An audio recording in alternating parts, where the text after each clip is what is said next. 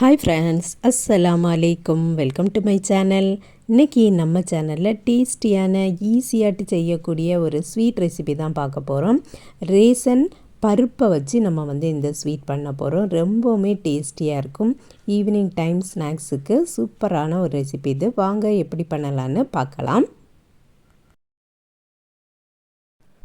First ஒரு cooker எடுத்திருக்கேன். அதில் 1.5 கப்பு ரேசன் பருப்பு எடுத்திருக்கேன். இந்த பருப்பை நல்லா வாஷ் பண்ணிவிட்டு வந்துடலாம். இந்த பருப்பு வேண்டாம் அப்படின்னு நீங்கள் நினச்சிங்கன்னா நீங்கள் கடலை பருப்பு வேணுன்னா கூட சேர்த்துக்கிடலாம். இதில் நான் 1.25 கப்பு அளவுக்கு தண்ணீர் சேர்த்துட்டு இதை ஒரு 2-3 விசில் போட்டு குக் பண்ணி எடுக்கலாம். பிள்ளைங்க ஸ்வீட்டுன்னு கேட்டாங்கன்னா இந்த மாதிரி ஹெல்த்தியாகவே செய்து கொடுக்கலாம். ரொம்பவுமே டேஸ்டியாக இருக்கும், விரும்பி சாப்பிடுவாங்க. இப்போ பார்த்திங்கன்னா பருப்பு நல்லா குக் ஆயாச்சு. ஓப்பன் பண்ணி பார்த்துடலாம். 1.25 கப்பு தண்ணீர் ஊற்றிருந்தோம். தண்ணீர் எல்லாம் வற்றி நல்ல கரெக்டான பக்குவத்தில் இருக்குது. இதை நல்லா மசித்து எடுத்துக்கலாம். நல்லா குக் ஆகிருக்கு, அதனால் மசிக்கிறதுக்கு மிக்ஸ் பண்ணும்போதே அது மசிஞ்சிரும். நல்லா மசித்ததுக்கு அப்புறமா நெக்ஸ்ட் ப்ராசஸ் பார்க்கலாம். ஒரு நான்ஸ்டிக் பேன் எடுத்து அடுப்பில் வச்சுருக்கேன். அதில் 1 டேபிள் ஸ்பூன் நெய் சேர்த்துக்கலாம். வேக வச்சு வச்சுருக்கக்கூடிய பருப்பையும் இந்த நெய்லையே சேர்த்துக்கலாம். ஸ்வீட்டுக்கு நான் இதில் சீனி சேர்க்குறேன். உங்களுக்கு சீனி சேர்க்க விருப்பம் இல்லை அப்படின்னா வெல்லமோ நாட்டு சர்க்கரையோ வேணும்னா கூட ஆட் பண்ணிக்கிடலாம். 1 கப்பு சீனி நான் சேர்த்துருக்கேன். 1 டீஸ்பூன் போல் ஏலக்காய் தூளும் சேர்த்துடலாம்.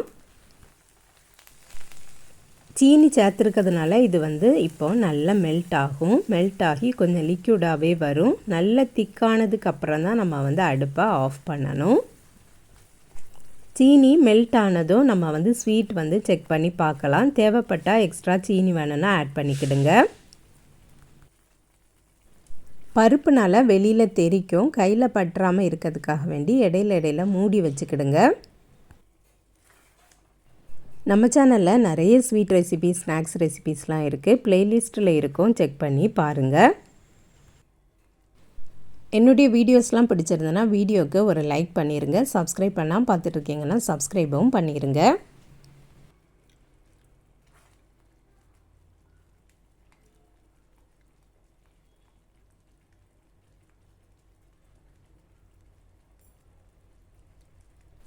இப்போ பார்த்தீங்கன்னா லிக்யூடாட்டி இருந்தது வற்றி வந்துட்டுருக்கு. இந்த பருப்பை இந்த நான்ஸ்டிக் பேனில் போடும்போது தான் ஒட்டாமல் வரும். நீங்கள் அலுமினிய பாத்திரமோ சில்வர் பாத்திரத்தையோ போட்டிங்கன்னா ஒட்ட ஆரம்பிச்சிடும். அதனால் இந்த மாதிரி நான்ஸ்டிக் பேன்லேயே போடுங்க. இப்போ பார்த்திங்கன்னா நல்ல திக்காயாச்சு, பேனில் ஒட்டாமலே இருக்குது பாருங்கள். இனி இதை அப்படியே ஆஃப் பண்ணிவிட்டு ஆற விட்டுடலாம். ஆறுனதுக்கப்புறமா இன்னும் நல்ல திக்காயிரும். உருண்டை பிடிக்கிறதுக்கு கரெக்டான ஒரு ஸ்டேஜ்லேயே வந்துடும். இப்போ சாப்பிட்டு பார்த்தாலும் ரொம்ப டேஸ்டியாக இருக்கும். பிள்ளைங்களுக்கு கொடுத்தா அவ்வளோத்தையுமே சாப்பிட்ருவாங்க.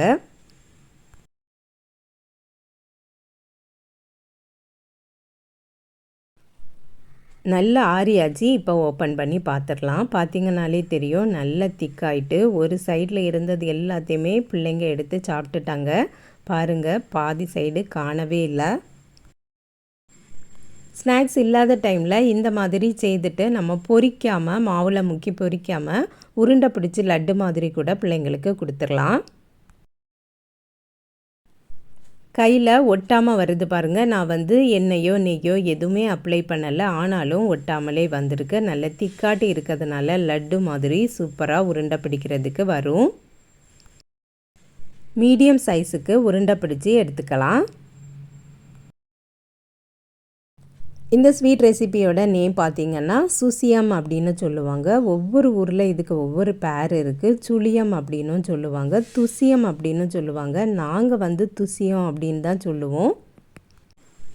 எல்லாத்தையும் உருண்டை பிடிச்சி ரெடியாக வச்சாச்சு. இனி மேல் மாவும் ரெடி பண்ணிக்கிடலாம்.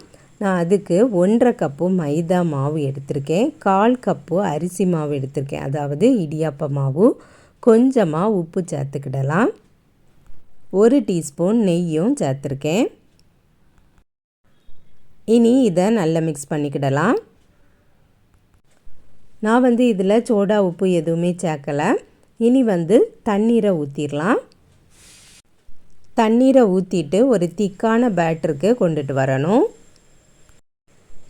இந்த ஸ்வீட் ரெசிபி நம்ம செய்ய போகிறோம் அப்படின்னா மார்னிங் நம்ம சமைக்கும் போதே பருப்பை ஒரு குக்கரில் வேக போட்டு நம்ம செய்து ரெடியாக உருண்டை பிடிச்சி வச்சிட்டோம்னா ஈவினிங் இந்த மேல் மாவை மட்டும் ரெடி பண்ணிவிட்டு ஈஸியாகவே பொரிச்சிடலாம். கன்சிஸ்டன்சி பார்த்திங்கன்னா இப்படி தான் இருக்கணும். உருட்டி வச்சுருக்கக்கூடிய பருப்பு உருண்டையை இந்த மாவில் போட்டு முக்கி சூடான எண்ணெயில் பொரிக்கணும். ஒரு பேனில் எண்ணெய் ஊற்றி அடுப்பில் வச்சுருக்கேன். எண்ணெய் நல்லா ஹீட் ஆனதுக்கப்புறமா நம்ம ஒவ்வொன்றா போட்டு பொரித்து எடுத்துக்கிட வேண்டியது தான். நான் வந்து 3 எண்ணம் ஃபஸ்ட்டு போட்டிருக்கேன்.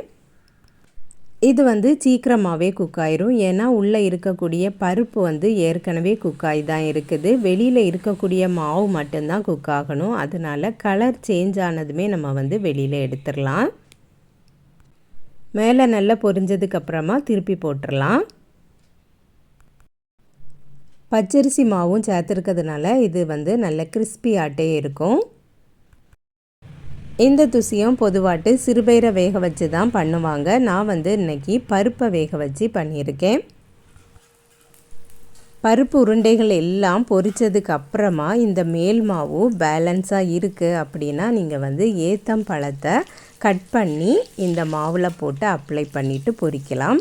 அதுவும் இல்லை அப்படின்னா டேட்ஸில் இருக்கக்கூடிய சீட்ஸை எடுத்துட்டு அதையும் இந்த மாவில் அப்ளை பண்ணி பொரிக்கலாம். ரொம்பவுமே டேஸ்டியாக இருக்கும். வேஸ்ட் பண்ணிட வேண்டாம் அந்த மாவை. 2 சைடும் கலர் நல்லா சேஞ்ச் ஆயாச்சு. இனி வந்து வெளியில் எடுத்துடலாம்.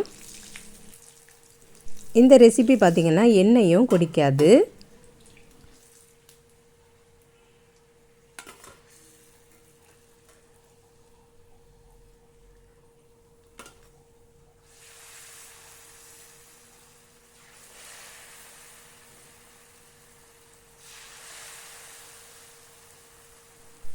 நெக்ஸ்ட் பேட்சையும் இதே மாதிரியே போட்டு பொரித்து எடுத்துக்கிடலாம்.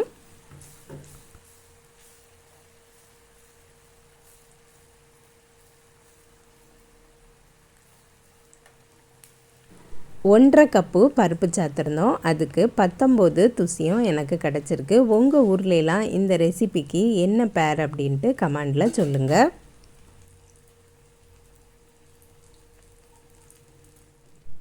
எல்லாத்தையுமே பொரித்து எடுத்தாச்சு. பார்க்கவே சூப்பராக இருக்க பாருங்கள். சாப்பிடவும் ரொம்ப டேஸ்டியாக இருக்கும். நீங்களும் இதே மாதிரி கண்டிப்பாக ட்ரை பண்ணி பாருங்கள். ஃப்ரெண்ட்ஸ், இந்த வீடியோ பிடிச்சிருந்தால் லைக் பண்ணுங்கள், ஷேர் பண்ணுங்கள். நம்ம சேனலை இது வரைக்கும் சப்ஸ்கிரைப் பண்ணலைன்னா சப்ஸ்கிரைப் பண்ணிடுங்க. நெக்ஸ்ட் வீடியோவில் வேறு ஒரு ரெசிபியில் சந்திக்கிறேன். அஸ்ஸலாமு அலைக்கும்.